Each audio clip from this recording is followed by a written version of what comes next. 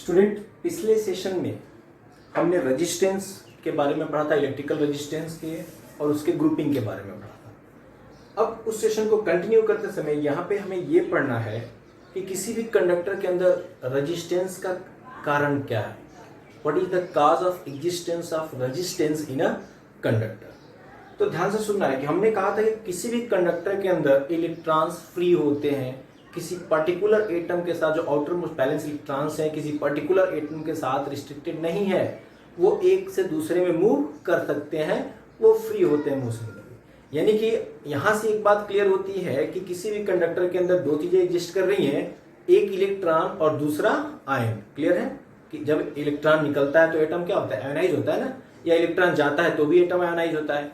तो इस सिचुएशन में कंडक्टर के अंदर दो चीजें एग्जिस्ट कर रही हैं, एक इलेक्ट्रॉन और आयन। आपको क्लियर है कि आयन या एटम अपने पोजीशन से मूव नहीं करेगा कंडक्टर के अंदर, क्योंकि वो सॉलिड है, वो अपने पोजीशन पे रिस्ट्रिक्टेड है। इसका मतलब कि ions are immobile, they can not move from one point to another. In this situation only electron is a particle which is responsible for movement. Movement कौन करेगा? इलेक्ट्रॉन करेगा। इलेक्ट्रॉन कैसे मूव करेगा? तो हमने कहा कि एक कंडक्टर लिया, हमने एक कंडक्टर हमने यहाँ पे कंसीडर किया और उसके क्रॉस पोटेंशियल डिफरेंस अप्लाई कर दिया। ये पॉजिटिव एंड हो गया और ये नेगेटिव एंड हो गया। आप देख सकते हैं कि इस कंडक्टर के क्रॉस और बीच में हमने एटम्स यहाँ पे एग्जिस्ट किए हैं, रिप्रेजेंट किए हैं कि ये एटम्स हैं उस कंडक्टर के। अब इलेक्ट्रॉन कैसे मूव करेगा? इलेक्ट्रॉन मूव करेगा नेगेटिव एंड से पॉजिटिव एंड की तरफ, लेकिन सिंपली उसका मूवमेंट सिंपल तो हो नहीं सकता, क्योंकि इलेक्ट्रॉन एक एटम आयन फिर ऐसे मूव करते हुए वो क्या करेगा? फ्रीक्वेंट कोलिजन सफर करेगा। जितने भी उसके पाथ में एटम्स या आयंस आएंगे उनके साथ वो कोलिजन सफर करेगा। जब इलेक्ट्रॉन कोलाइड करेगा तो उसकी जो काइनेटिक एनर्जी है, जो कि किसके वजह से थी? इलेक्ट्रिक एनर्जी की वजह से थी। वो काइनेटिक एनर्जी किसके वजह से है? इलेक्ट्रिक एनर्जी जो सप्लाई की है उसके वजह से है। तो जो इलेक्ट्रॉन की एनर्जी है वो लूज होती है और वहां पे हीट प्रोड्यूस होता है बेसिकली। तो ऐसे में हम क्या देख रहे हैं कि जो इलेक्ट्रॉन आयन कोलिजन है उसके वजह से इलेक्ट्रॉन की एनर्जी यानी इलेक्ट्रिक एनर्जी का लॉस हो रहा है, और यही मेन कारण है किसी भी कंडक्टर के अंदर रेजिस्टेंस के एग्जिस्टेंस का। तो अगर आपसे कोई क्वेश्चन आता है कि what is the cause of resistance, तो आप वन लीनियर आंसर ये लिख सकते हैं कि the resistance arise due to frequent collision of electron in ions और एटम्स ऑफ कंडक्टर। उनके कोलिजन की वजह से रेजिस्टेंस एग्जिस्ट करता है। कब? जब हम कोई पोटेंशियल डिफरेंस अप्लाई करते हैं और इलेक्ट्रॉन किसी पर्टिकुलर डायरेक्शन में मूव करता है। अब ये कोलिजन किन किन पैरामीटर पर डिपेंड करता है कि उस पर्टिकुलर कंडक्टर के अंदर एटम्स का अरेंजमेंट कैसा, यानी सीधा सीधा बात कहूं तो मटेरियल पे डिपेंड कर रहा है। कंडक्टर का लेंथ ज्यादा होगा तो ज्यादा कोलिजन सफर करेगा, उसका क्रॉस सेक्शन एरिया ज्यादा होगा तो कम कोलिजन सफर करेगा। यानी कि रेजिस्टेंस, आपको पता है कि क्रॉस सेक्शन बढ़ने से रेजिस्टेंस कम होता है, लेंथ बढ़ने से ज्यादा होता है। तो रेजिस्टेंस का मेन कारण क्या हो गया? Electron and ion collision inside the conductor. ये क्लियर हो गया। अब आगे बढ़ते हैं कि रेजिस्टेंस पे टेम्परेचर का क्या इफेक्ट होता है। तो हम पहले इस बात का जिक्र कर चुके हैं कि टेम्परेचर बढ़ाने से रेजिस्टेंस बढ़ता है। अब आपसे ये पूछे कि टेम्परेचर बढ़ाने से रेजिस्टेंस क्यों बढ़ता है, तो इसका एप्रोप्रिएट आंसर क्या है। तो हम आपको थोड़ा सा बेसिक बताएं कि कंडक्टर एक सॉलिड है। कोई भी सॉलिड का जो एटम्स या मॉलिक्यूल्स होते हैं वो नॉर्मल रूम टेम्परेचर पे उनके अंदर कुछ एनर्जी होती है जिसके वजह से वो अपने पोजीशन पे वाइब्रेट करते रहते हैं। क्लियर? कि जो थर्मल एनर्जी होती है रूम टेम्परेचर पे, नॉर्मल टेम्परेचर पे उस एटम्स या मॉलिक्यूल्स के अंदर, उसके वजह से वो अपने पोजीशन छोड़ तो नहीं सकते, लेकिन उसी पोजीशन पे वाइब्रेट करते रहते हैं। अब जैसे ही हीट देंगे, उसको और गर्म कर देंगे, उसका टेम्परेचर बढ़ाएंगे, उस कंडक्टर का टेम्परेचर बढ़ाएंगे, तो उन मॉलिक्यूल्स की एनर्जी और ज्यादा बढ़ेगी। तो वो जिस एम्पलीट्यूड पे वाइब्रेट करते वो एम्पलीट्यूड बढ़ जाएगा। समझ में आ रही बात? पहले कम एम्पलीट्यूड पे वाइब्रेट कर रहे थे, टेम्परेचर बढ़ाया, एनर्जी दिया उसको, वो और बड़े एम्पलीट्यूड पे वाइब्रेट करने लगे और ज्यादा फ्रीक्वेंटली उनका वाइब्रेशन हो गया। तो ऐसे सिचुएशन में क्या होगा कि ये जो इलेक्ट्रॉन आयन कोलिजन है वो और जल्दी जल्दी होने लगेगा, मोर फ्रीक्वेंट हो जाएगा, ज्यादा से ज्यादा कोलिजन ऑफर करेगा आयंस, किसको? इलेक्ट्रॉन को। तो ऐसे सिचुएशन में क्या देखेंगे कि टेम्परेचर बढ़ने के साथ साथ इलेक्ट्रॉन आयन कोलिजन की फ्रीक्वेंसी बढ़ रही है, इसका मतलब रेजिस्टेंस भी बढ़ रहा है। तो देख सकते हैं कि जब टेम्परेचर इंक्रीज करेगा, when temperature increases amplitude of vibration of atoms also increase. Due to this, electron and collision become more frequent. As a result, resistance increases. अब एक टर्म आगे बढ़ते हैं, ध्यान से सुनना है इस आगे जो हम बात कह रहे हैं उसको। जब टेम्परेचर कम करने लगे, अभी क्या सुना कि टेम्परेचर बढ़ाने से रेजिस्टेंस बढ़ रहा है, अब क्या देखेंगे कि जब हम टेम्परेचर कम करने लगे, डिक्रीज करने लगे, तो रेजिस्टेंस भी कम होना चाहिए। क्लियर? तो रेजिस्टेंस डिक्रीज होता है, डेफिनेटली होता है। अब टेम्परेचर कम करते गए, रेजिस्टेंस कम होता गया, कम होता गया। एक कंडीशन ऐसा अचीव आया कि एक टेम्परेचर की ऐसी पर्टिकुलर वैल्यू हमें मिली जिसपे कि रेजिस्टेंस जीरो हो गया, डिसअपियर हो गया। कंडक्टर का रेजिस्टेंस तो है ही नहीं उस पर्टिकुलर टेम्परेचर पे। तो क्या देखा? And at a particular value of temperature, एक टेम्परेचर के पर्टिकुलर वैल्यू, और उस पर्टिकुलर वैल्यू को कहते क्या है? उस पर्टिकुलर वैल्यू ऑफ टेम्परेचर कहते हैं critical temperature. This is called critical temperature और transition temperature. Transition temperature means conductor का पूरा बिहेवियर शिफ्ट हो रहा है, एक अलग ही तरीके का कंडक्टिविटी वहां पे डिफाइन हो रहा है। So when temperature of a conductor decreases, a stage achieves at which the resistance of the conductor totally disappear. Clear? उस पर्टिकुलर टेम्परेचर का ट्रांजिशन टेम्परेचर या क्रिटिकल टेम्परेचर। उस स्टेट में, जिस स्टेट में कंडक्टर के अंदर रेजिस्टेंस है ही नहीं, तो उसको हम क्या कहेंगे? सुपर कंडक्टर कहेंगे। Clear? So resistance of conductor completely disappear, now the material behave as a super conductor. तो अब आपसे कोई सुपर कंडक्टर के बारे में पूछ दे तो आप बता सकते हैं कि the super conductivity of a material of a state at which it possess no resistance, and this can achieve by lowering the temperature, and at a particular temperature resistance completely disappear. ठीक, अब आगे बढ़ते हैं। हमने term use किया था electric energy का, तो थोड़ा उसके बारे में भी डिटेल में पढ़ें कि इलेक्ट्रिक एनर्जी क्या होता है। तो यहां देखें कि सबसे बड़ी बात है कि आपको पता है कि कंडक्टर के अंदर रेजिस्टेंस है, फिर भी इस रेजिस्टेंस के बावजूद इलेक्ट्रॉन को मूव कराना है, यानी करंट को मेंटेन करना है सर्किट में। अब करंट को मेंटेन करना है सर्किट में तो क्या चाहिए? डेफिनेटली एनर्जी चाहिए, क्योंकि रेजिस्टेंस के करंट को मेंटेन करना है। यानी कि जो भी पोटेंशियल डिफरेंस बैटरी आप कनेक्ट करते हैं या सोर्स ऑफ इलेक्ट्रिसिटी, जो भी सोर्स ले रहे हैं, वो सोर्स सर्किट के अंदर करंट को मेंटेन करने में कुछ काम करेगा, कुछ काम करना पड़ेगा उसको, और वही वर्क डन क्या कहलाता है? वही वर्क डन कहलाता है कि electric energy consumed in that circuit. Clear? Hence simply we can say that the work done by source of voltage और potential difference in maintaining the current, clear, in maintaining the current in electric circuit for a given time, कितने time के लिए? जितना time आप use करेंगे उतना ज्यादा energy consume होगा। for a given time is called electric energy consumed in the circuit, and simply work done by the source of potential difference to maintain the current is called for a given time is called electric energy consumed in the circuit. Clear यहां तक? तो अब जरा recollect करिए potential difference का definition. Potential difference के बाद आपने क्या देखा? पोटेंशियल डिफरेंस क्या होता है कि वर्क डन इन मूविंग पर यूनिट चार्ज, यूनिट चार्ज को एक एंड से दूसरे एंड तक मूव कराने में कितना वर्क डन हुआ। क्लियर? तो डेफिनेशन को रिफर करें तो कह रहा है कि if W is the work done in moving charge Q between two ends of conductor, then potential difference across the ends, potential difference क्या होगा? V is equal to W by Q। Clear है? Definition आपको याद है potential difference का कि potential difference equal to work done per unit charge. तो यहां से वर्क डन का एक्सप्रेशन मिल रहा है W is equal to VQ। Clear? अब यहां पे देखें कि हमने करंट का जिक्र किया है, चार्ज का जिक्र किया नहीं हमने डेफिनेशन में, तो चलिए Q को हम ऐसे चेंज करते हैं। अब लिखेंगे since I is equal to क्या होता है? Q by T. So Q is equal to क्या लिख सकते हैं? IT। Current is equal to charge upon time, so charge is equal to current into time. तो ऐसे में जो वर्क डन की वैल्यू आ रही है, work done is equal to क्या हो जाएगा? V और चार्ज की जगह पे IT, so W is equal to VIT। यहां से मिला तो W is equal to VQ। ठीक है?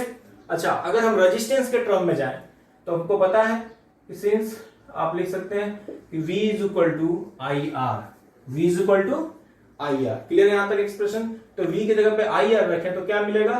वर्क डन का एक्सप्रेशन मिलेगा IR इंटू IT, यानी कि I और I मल्टीप्लाई करके I स्क्वायर RT, ये एक्सप्रेशन मिल गया।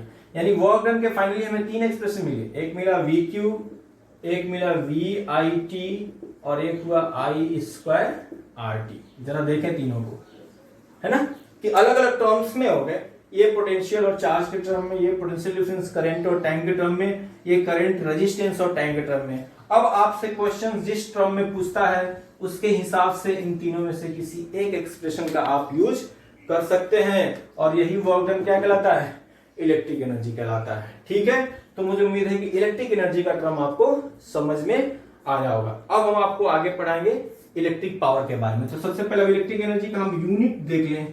तो यूनिट एनर्जी का जैसे जूल होता है तो वैसे ही इसका भी एसआई यूनिट क्या होता है, जूल होता है। आपको उम्मीद है समझ आया होगा। आगे बढ़ते हैं।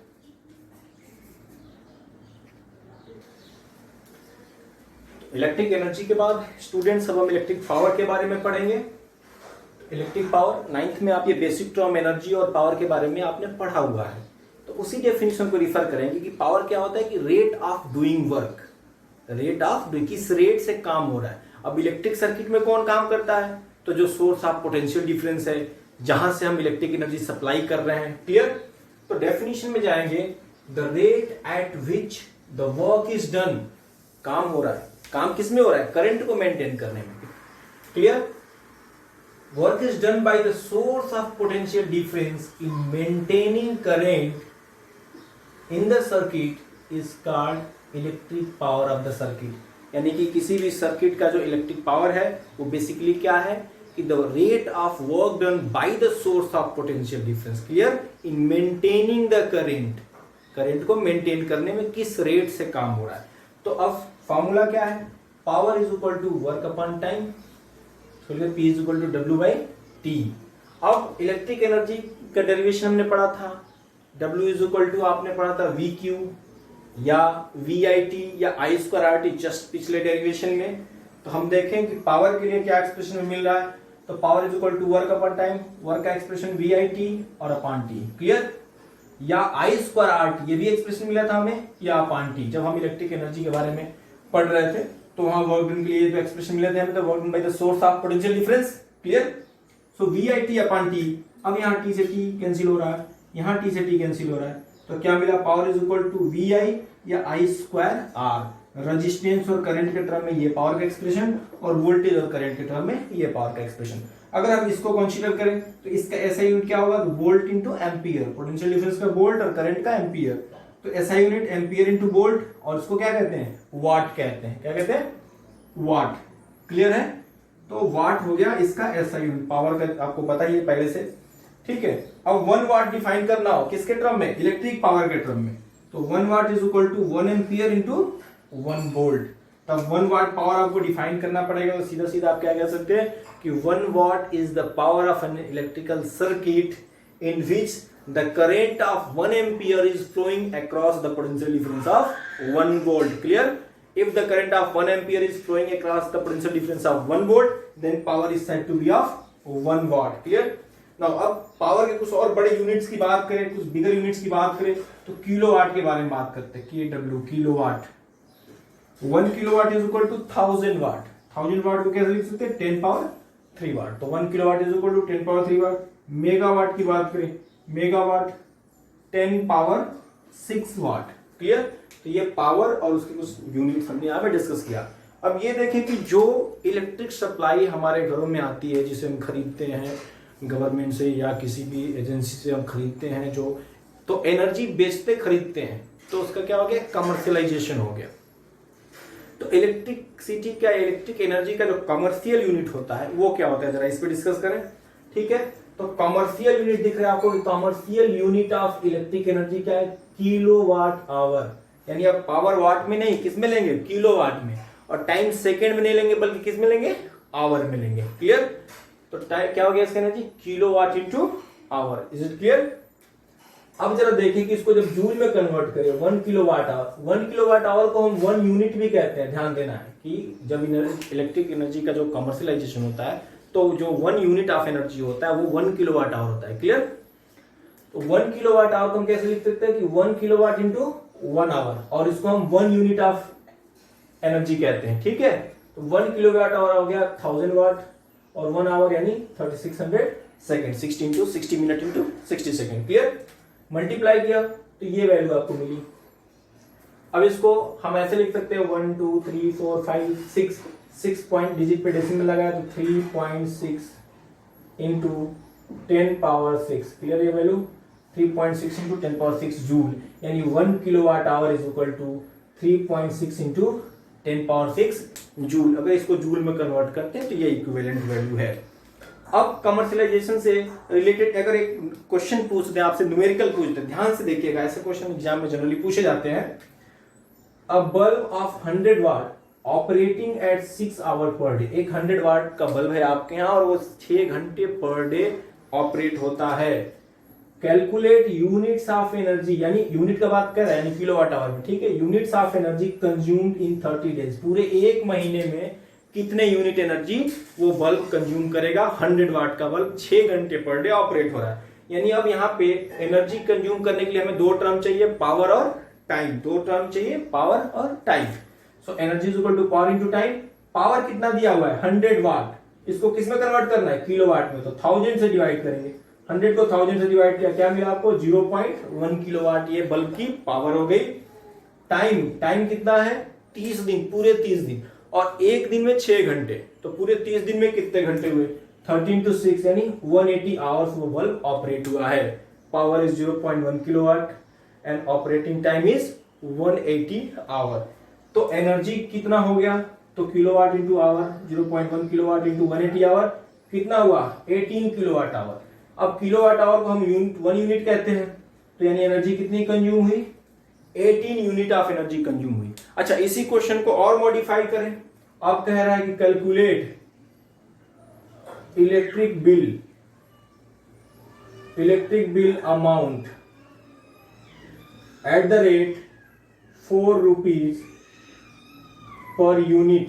ध्यान से देखिएगा, इसी क्वेश्चन में एक लाइन और ऐड कर दिया कि calculate electric bill amount at the rate 4 rupees per unit. तो आपके कितने यूनिट आपने कंज्यूम किए 18 यूनिट, तो बिल अमाउंट कितना हो गया, मल्टीप्लाइड कर दो simply 18 into 4। Clear? We have 72 rupees. तो उस बल्ब को चलाने से एक महीने में 72 रुपए का बिल आना है, 72 रुपीज का। ठीक है, अब इससे आगे एक बड़ा इंपॉर्टेंट टॉपिक है heating effect of electric current, joules law of heating, वो हम डिस्कस करते हैं।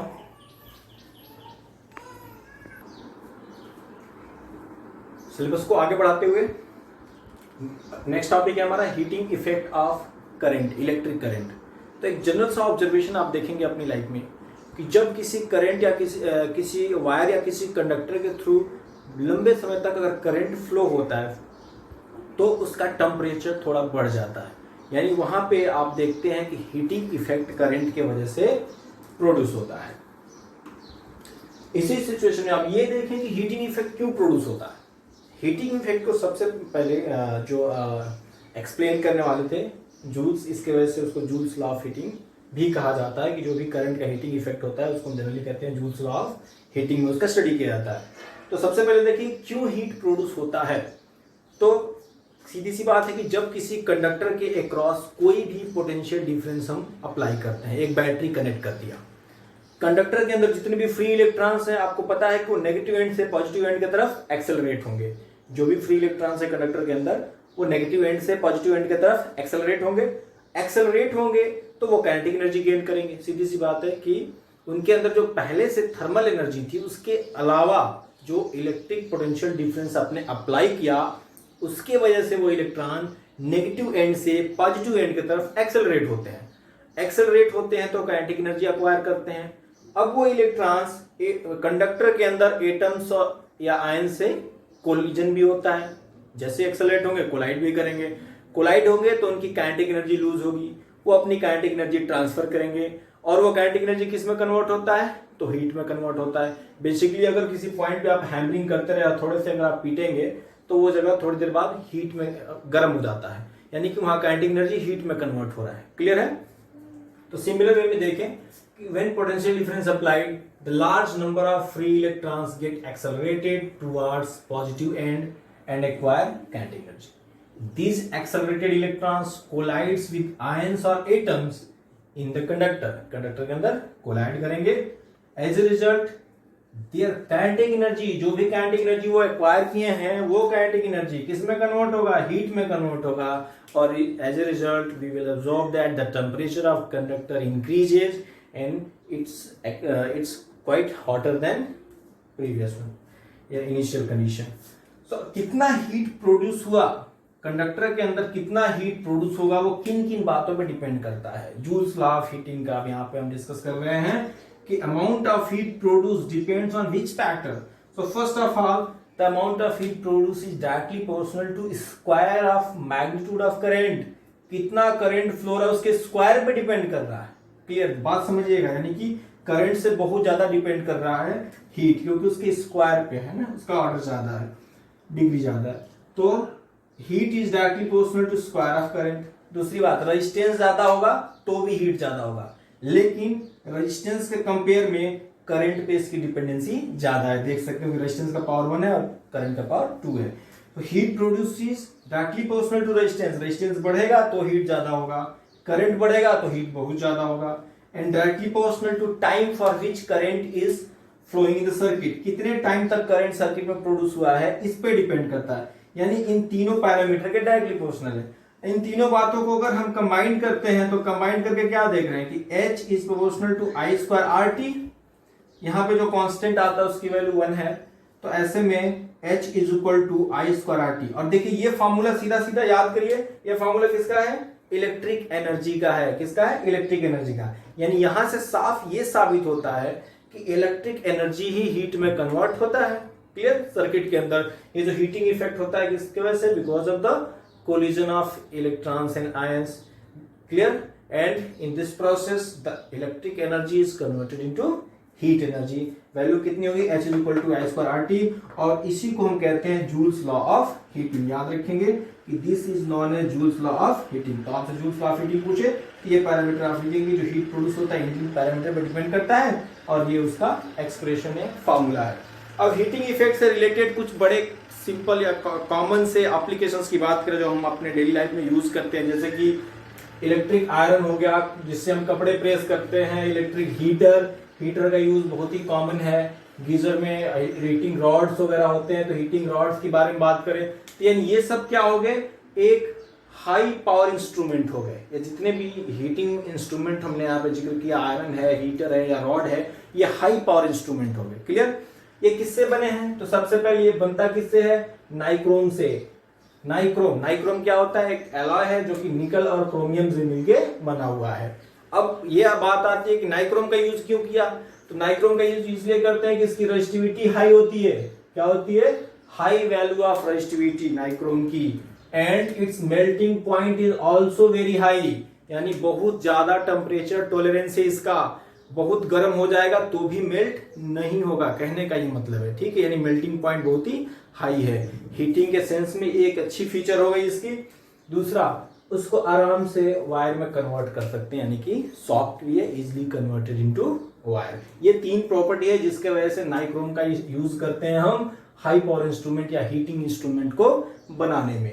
ठीक है, अब देखो हीटर है या आयरन है, ये हाई पावर इंस्ट्रूमेंट है। क्या है, हाई पावर इंस्ट्रूमेंट। और पावर का एक्सप्रेशन क्या है, P is equal to VI। यानी अगर पोटेंशियल डिफरेंस गिवन है यानी कांस्टेंट है, तो पावर किस पे डिपेंड करता है, करंट पे।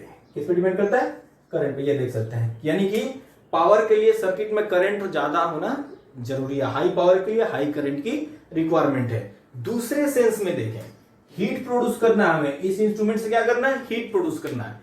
तो हीट प्रोड्यूस करने के लिए हीट किस पे डिपेंड करता है, करंट के स्क्वायर पे। यानी यहां भी डिपेंडेबिलिटी किस पे आ रही है, करंट पे आ रही है।